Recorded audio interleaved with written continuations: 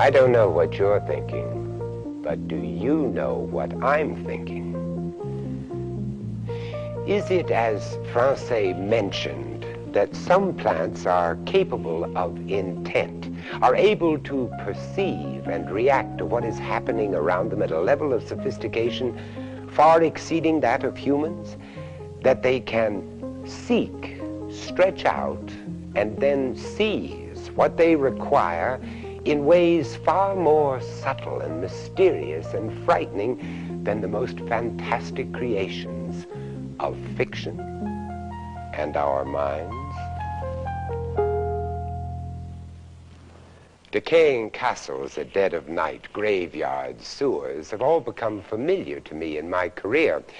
But personally, I have always favored a background of bogs. And what better place than in a bog to find our next death trap? Well, shall we move on?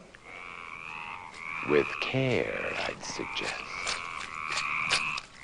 A typical quaky bog, a thick layer of moss floating on mud and water.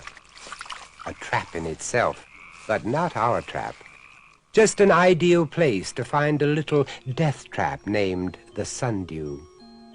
Of all the carnivorous plants, this is one of the most beautiful and the most deadly. On the surface of a sundew leaf grow numerous tentacles, each ending in a gland covered with viscous fluid. These globules glisten like gorgeously colored dewdrops, but they will grasp an insect with the tenacity of the strongest glue.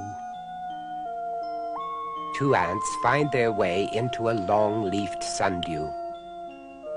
Ant number 1, attracted by the sundew's color and the scent of its sugar-sweet droplets, is making a hearty meal. Ant number 2 seems to have second thoughts about eating. At any rate, it has the good fortune to escape. We'll follow up the strange story of this ant later. Although the first ant is still feeding, it's already in trouble. One antenna is stuck fast.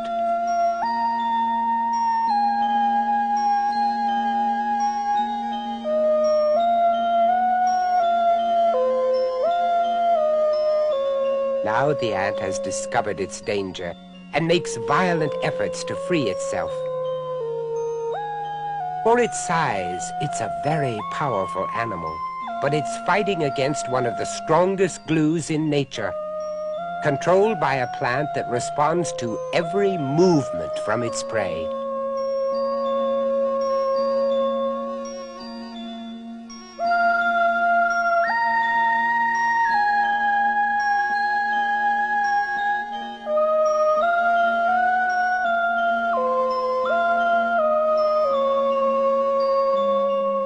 Caught by the legs, the ant is slowly being enveloped. His desperate struggles pull the droplets from their glands into a glutinous mass. It becomes a sort of dance macabre.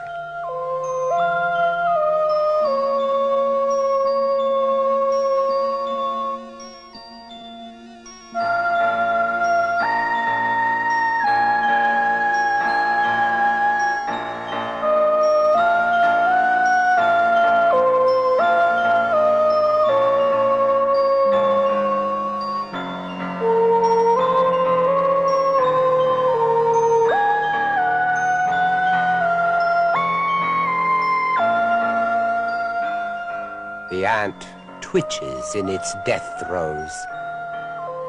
Already the sundew has released digestive juices.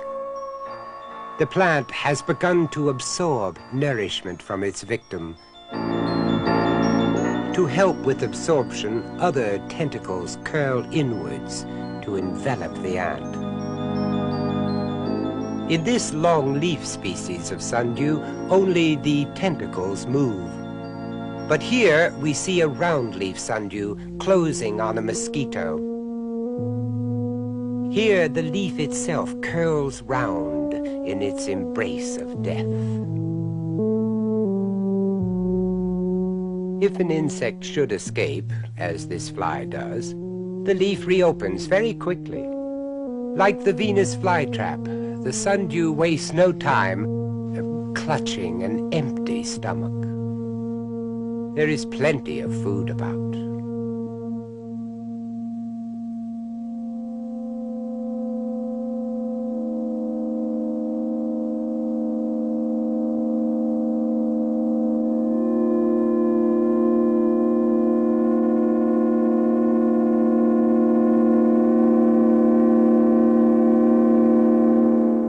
A mosquito is hatching on the surface of the water,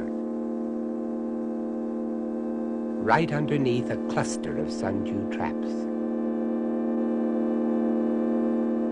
The emergence of a mosquito from its pupal case is one of nature's marvels that we tend to take for granted.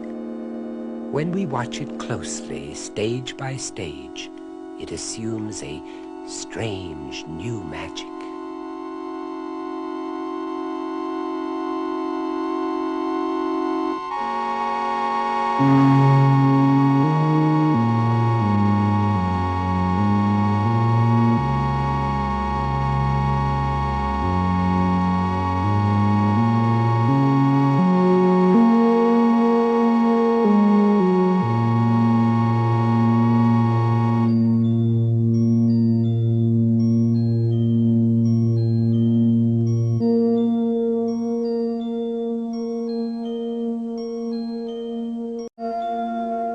The first action of the newly hatched mosquito is to leave the surface of the water.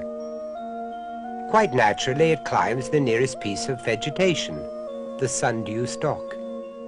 With its proboscis, it explores a glistening droplet, its first taste of nectar, and its last.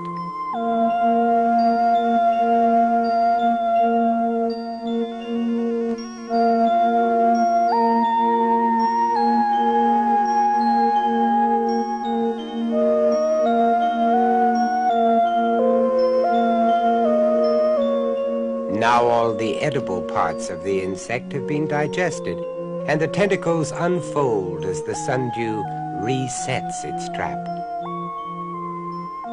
Of the insect, only the husk remains, and very soon this will dry up and shrivel. And now we return to the story of the sand ant.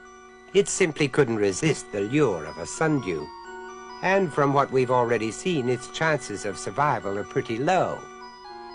But somehow it wriggles free and bites the sundew. So fell Goliath.